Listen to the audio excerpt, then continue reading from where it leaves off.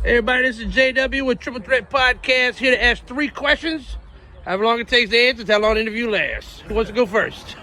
You fixed me? All right, I guess. All right, can you introduce yourself, sir, so we know who we're talking to? Jordan Trigg, guitar, soul dredger. Soul Dredger.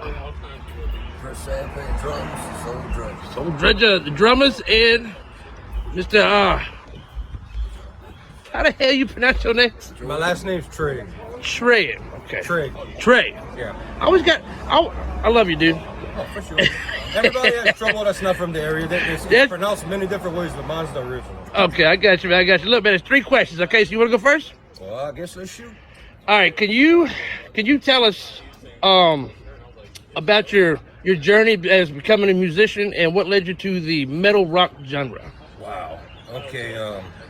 Well, originally, my parents were musicians, and I didn't choose this life. It got chosen for me, and before I knew anything about rock and metal, I did not want to do this. It's crazy. One day you might have to ask me in detail, but about 9, 10 years old, I'm sitting in the back seat of my car, or in the car I'm riding in, and I had one of those little cheap little Walkmans, you know.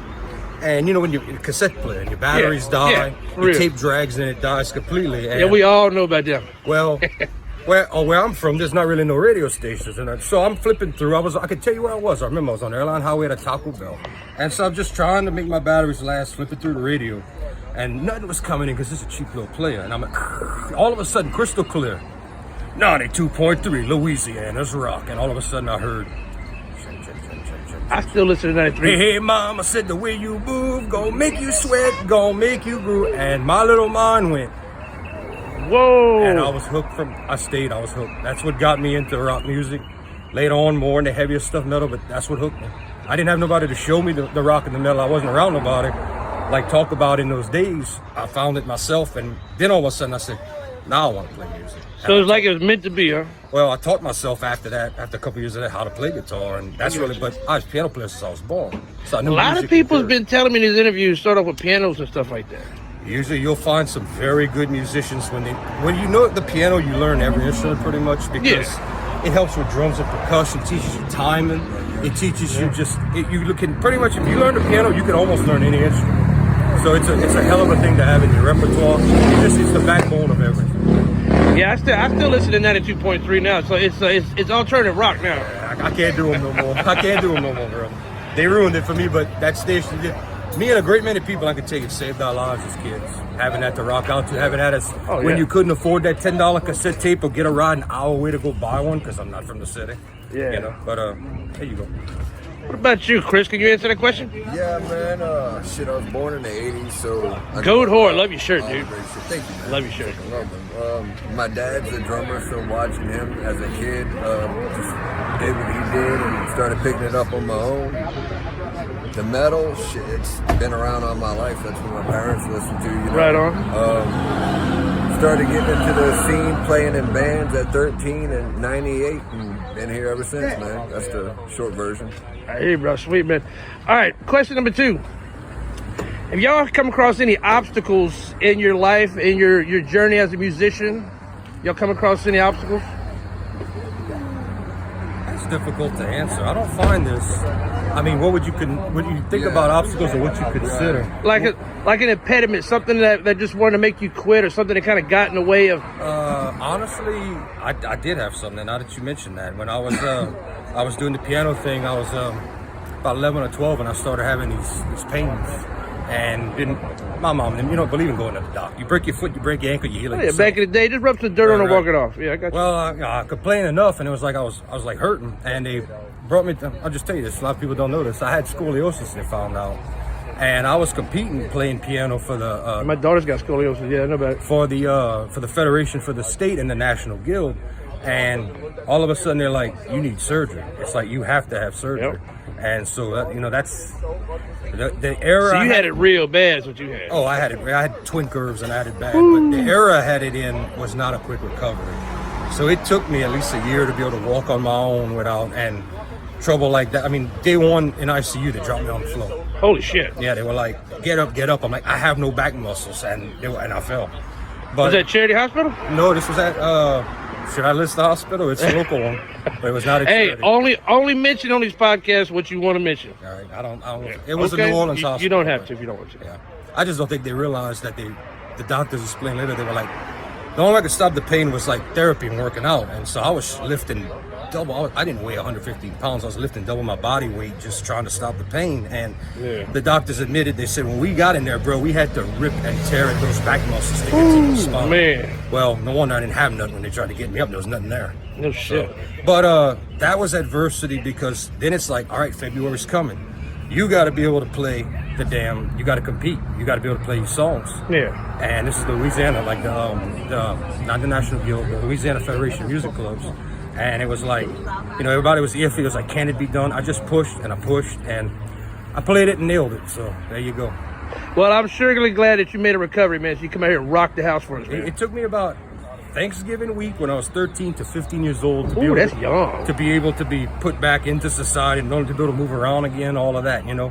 I mean, all I had was my guitar at home in those couple of years to be able to play my music, besides what I was doing. It was recovery, but You tough son of a gun, bro.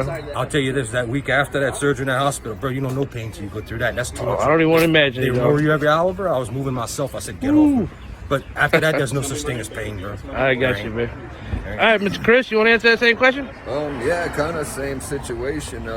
As I said, I started playing in bands in '98. I was playing guitar at the time, and in 2004, I had an accident where I severed everything here on down, and then my bicep was split in half as well. So I Really lost can't tell it too much. completely use of my left arm. I don't have like individual movement of my fingers. I got to move them all at once. So I started having to play drums one-handed. Oh, I bet that was a challenge. It was something I used to goof around and do as a kid because I was a Def Leppard fan. Yeah, with pencils and shit. Yeah, I think we all did that on back in my the day. actual drum kit just to see if I could Yeah. do it, So I kind of, since I did it before, it was easy for me to move into. Yeah. I did that for about a year and a half till I could actually close my hand, and then I would tape the drumstick to my hand. Oh, that's yeah, you go. And then about 3 years ago, I got it to where I can move my hand on its own and hold a drumstick now, so I don't have to do none of that shit anymore. There you go. Well, I don't know if it's a tattoo, but really, truly, if you don't know what anything happened there, you wouldn't even really know the that. tattoo was here, a piece of the cheekbone's missing, and then the scar, it looks like the gum line. But if I tighten it, you can see all the muscles gone. There's nothing here. You still look good, dog. You look good. I think the moral of the story is you can't kill bad grass. Right. Yeah, I have a time of death and everything, man. It was crazy. But Oh, wow. Holy shit. That's serious.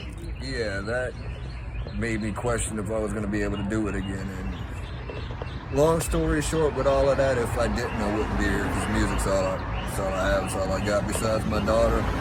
Music, man. That's all I know. Well, we're glad you're here, man, because you guys rock the freaking house. Every time I see you guys, I think this matter of fact, I think this is the second time I've caught y'all a live show. Yeah. You was at the Babylon show. Yeah, with Raise the Death Toll. Oh man, y'all! What a show. I thought I was like, hold on, I got in this place for $10. that crowd. I give my hats off to that crowd. Oh So man, much that crowd was energy. cool, man. So much energy, and you can't do it without the people. But you need Oh, venues, yeah. but you need that crowd. You need those people, bro. Y'all make it happen.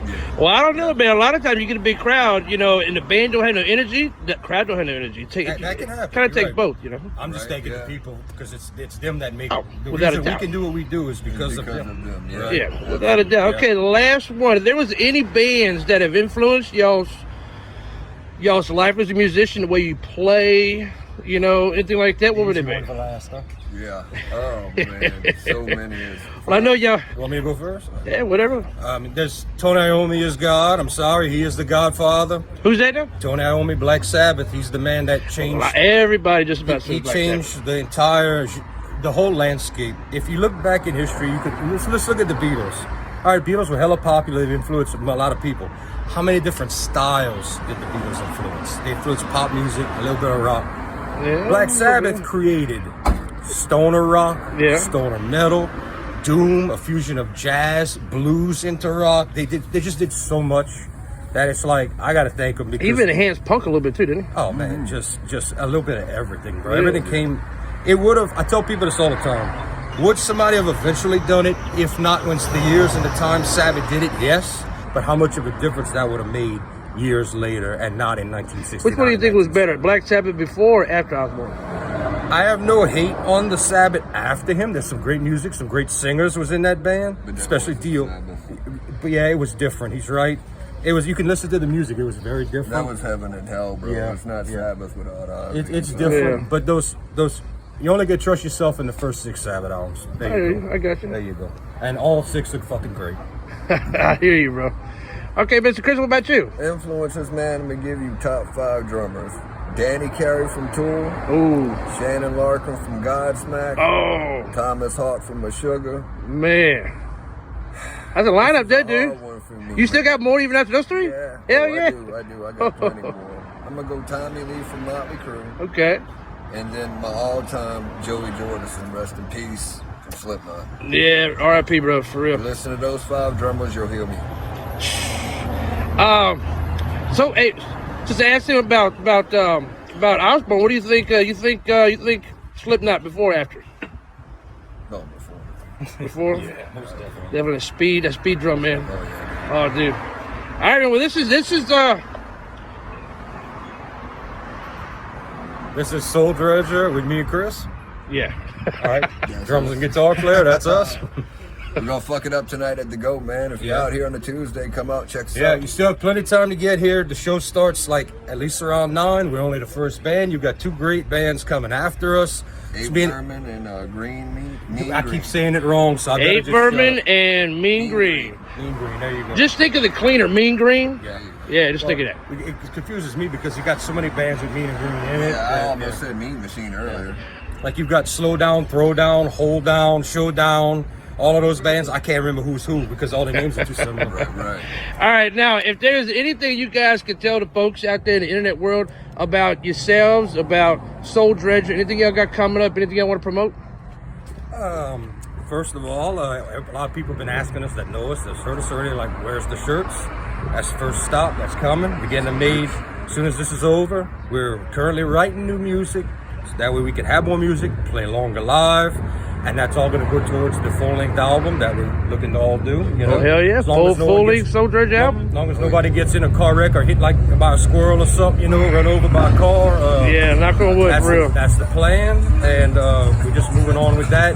We got a couple of us to play some more shows, but we're just trying to jump real quick. We like to knock out a few more songs, get that done, you know. So somebody calls us something special, something we might play real quick. But for right now, we're not dying. We will be back, but we're not dying to try to play tomorrow. Well, I hear you, man. But you know what? Y'all doing what y'all love, and that's respect, bro. And y'all giving us one hell of an entertainment, that's for sure. Sorry about the sound, anybody. We're out here on the street live in New Orleans. So, yeah, you're going to have assholes and idiots driving by all the time. But, I mean, that's what they're doing. They don't know what we're doing, so whatever. Anyway, this has been JW for the Triple Threat Podcast. I want to thank